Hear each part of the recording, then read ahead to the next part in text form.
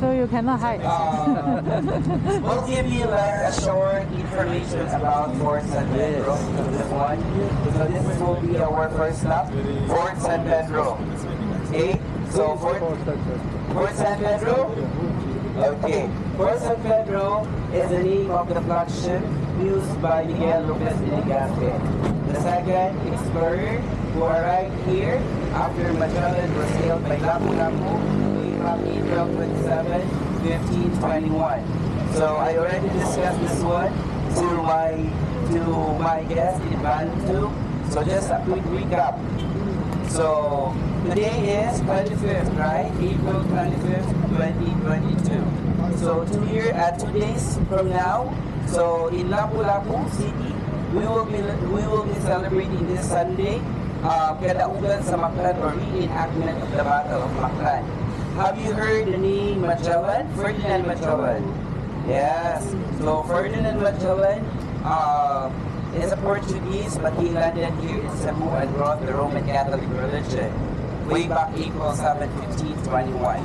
So before he landed, so people are native practicing Abinism or paganism, which means worshiping of nature, from rocks, river, trees, so on and so forth. So when he arrived here, he introduced to the leader of this town, who is Ra Humabon. Fortunately, Ra Humabon embraced it, and we were converted into Catholic. So after that, there was a battle of Maclan between Lapu-Lapu and Magellan. Lapu-Lapu is the chieftain in Maclan Island during the battle. Unfortunately, Magellan was defeated, was killed by Lapu-Lapu. That's why there was a battle of Maclan. And then, if you're asking, is Miguel Lopez de Legazpi. So Miguel Lopez de Legazpi is another explorer, arrived here in Cebu 44 years after Magellan was killed way back 1565. So when he arrived here, he knew about what happened to Lapu-Lapu, to Magellan, that's why he got Cebu. And that was the first settlement of the Spanish in the Philippines. So we were colonized by Spaniards for 333 years, from 1565 to 1898.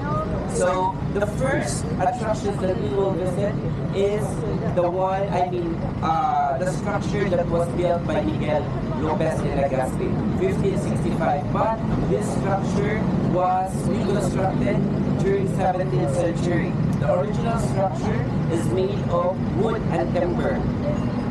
Yeah, so once we get inside, you will see the original structure. Okay, so this is now the smallest and then the oldest fort in the Philippines. So the shape of this fort is triangular. So two walls facing in the ocean and one wall facing in the mountain. So it was reconstructed during 17th century when pirate or raiders started to invade Cebu to protect. So since it's a military defense, so once you get inside, you will see some cannons. Okay, as you can see, it's already made of coral stone. So when it was reconstructed, so since there's no cement or concrete, before they used egg white. Imagine how many egg whites were broke just to build this structure. So the wall's height is 9 meters and it's 4 meters thick. So during World War II, the Japanese occupation, this was used to be a small society, a hospital, and a school. But at present, they will accept a venue for wedding or any celebration.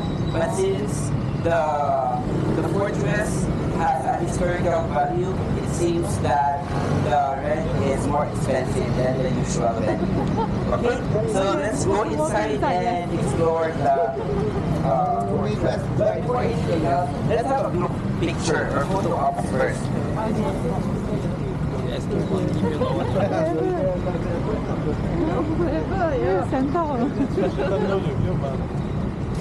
When it's hot, like, the sun Yeah. is I can see like I'm like grills. grilled. Yes. Yeah. Come on, a picture me.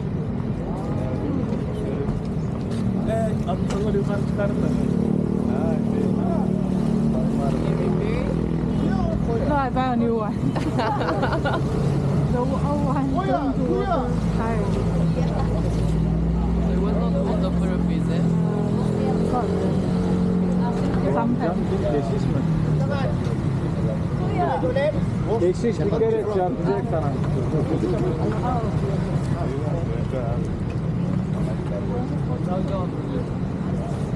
Tall people. Şey de olabilir ha. Arabalar.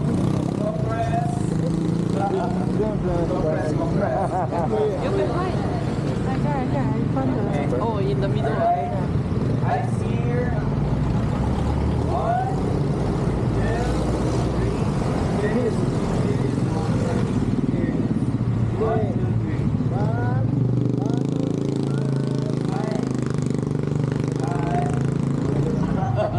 Another one. Another. 1, 2, 3. Video. It's okay. It's okay, let's go. Polis asistan. After our call. Şu anda mısır mevsimi abi burada. Wow. Yani ilk hasat. Birkaç kere hasat. For me, it's I think we need to buy a ticket. Alright, so this pictures was here at that. Here, this is the old, or this is the original structure of Fort San Pedro. So it is made of Moral stone. I mean, sorry, wood and timber. Wood and timber. It was built 1565. So this is partially, this is the partial map of Cebu, and the fort was located in this area. It's triangular. Okay. So for those who live in Manila, have you been to Fort Santiago? Not yet. Okay.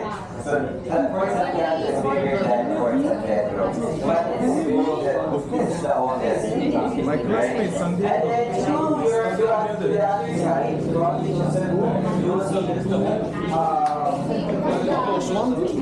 Explorer. This is Ferdinand Magellan, and then the other side is Miguel Lopez de Legazpi.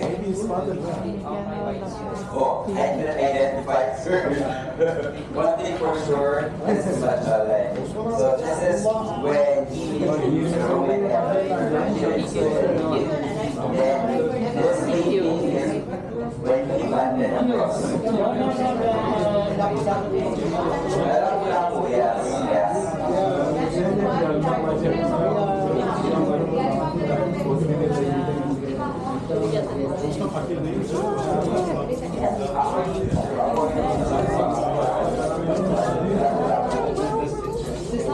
The year is hard. Why? Because they do injection and show it. Maybe. Yeah, maybe it's Okay, so let's get inside and explore the fortress.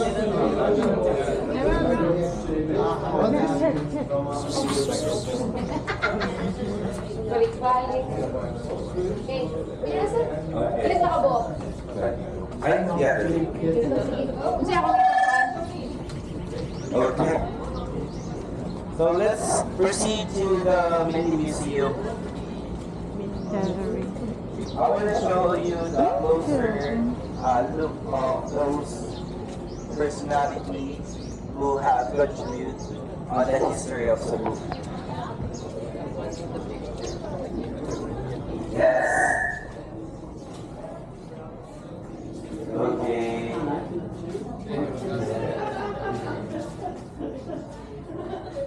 Albert Einstein.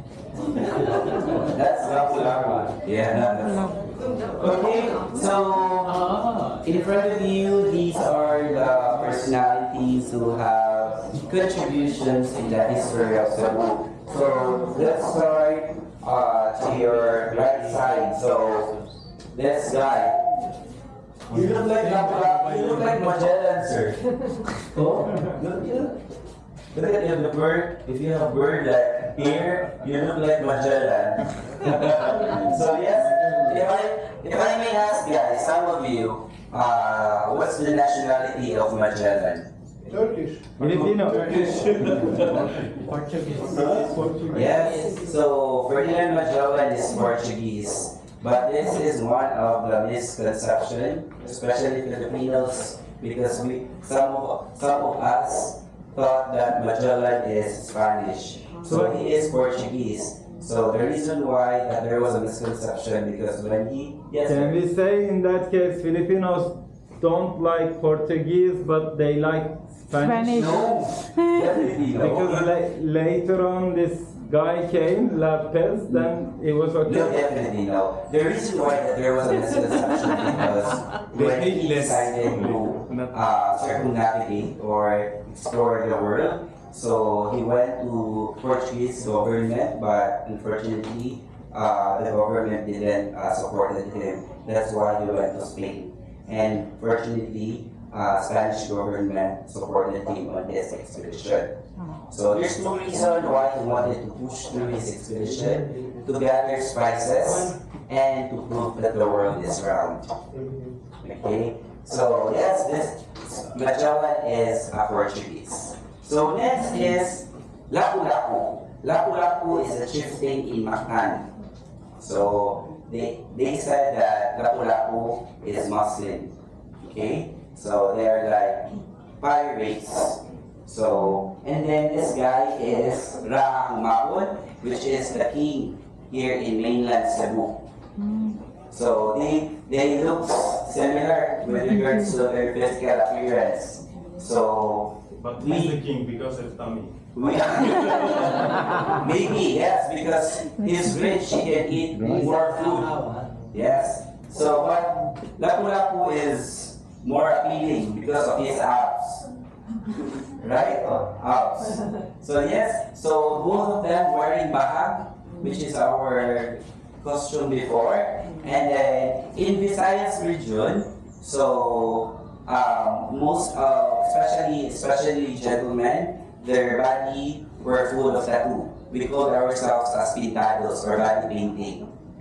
And then that triangle that you can see on their arms and on their chest, so it's not just like a design, but it's an application or identification of how many people they killed before. Yes. Oh, the So the girl below Ra Humabon, she is Queen Humamay, the wife of Ra Humabon. So when Magellan arrived here, so he met Ra Humabon. Ra Humabon was the one who welcomed the group when Magellan arrived because he thought that Magellan were also traders. Before Magellan arrived here, Cebu was a trading port. Since Cebu were very rich of natural resources as well as gold.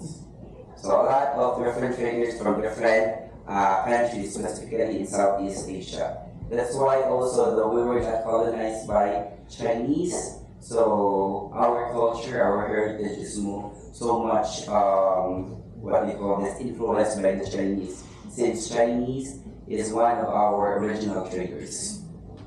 Okay, so yes, when Magellan arrived here, he introduced the Catholic religion. So we embraced it, and then since Queen Humamay loves collecting anitos or statue, so Magellan gave 3 presents to her. First one is crucifix, then the second one is the Ichikumo, the half body of Jesus, and lastly, Santo Niño. Santo Niño means Holy Child.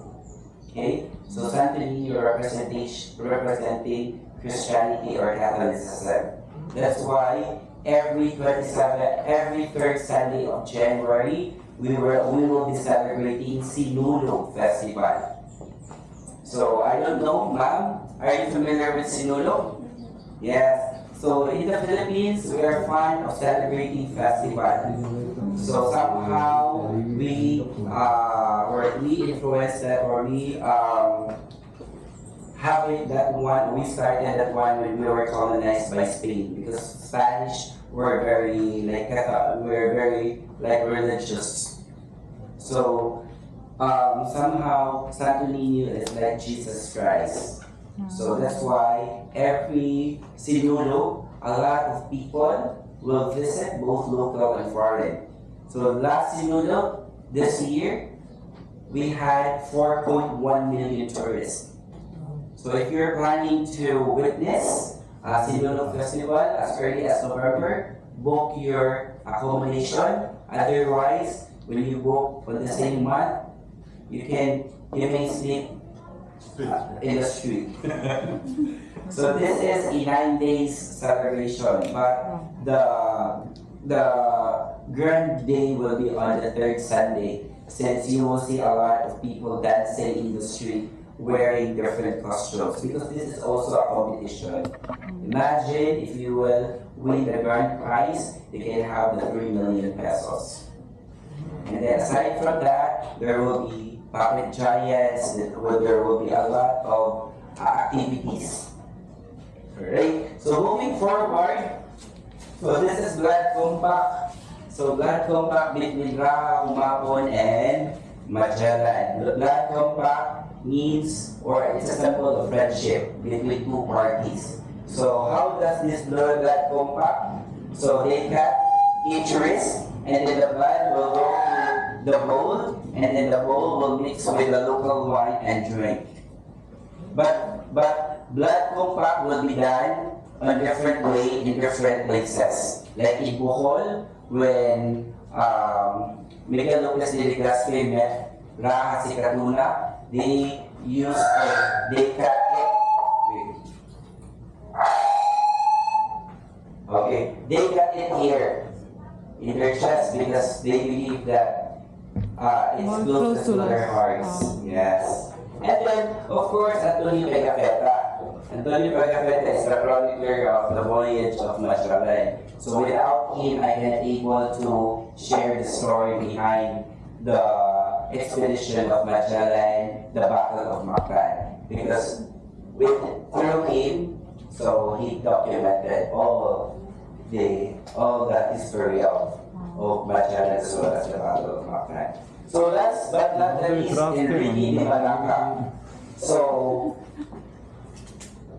when I telling the story, have you ever wondered how Magellan and Raha Humabon understand each other, though they have different dialects? Yes. So no one will ask me. Okay. Through him, Enrique de Malacca. Enrique de Malacca is a Malay.